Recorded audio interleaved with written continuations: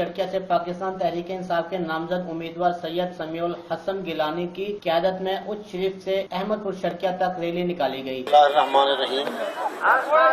मोहतरम जनाब मखदूम सैयद समीउल हसन गिलानी साहब स्टेज ते बैठे PTI दे अहमदपुर दे सदर बासित शिकरानी साहब, सैयद जमील शाह साहब और दीगर तमाम हाजरीन, दोस्तों, बुजुर्गों, सुखेल दे गयूर लोगों, अस्सलाम वालेकुम।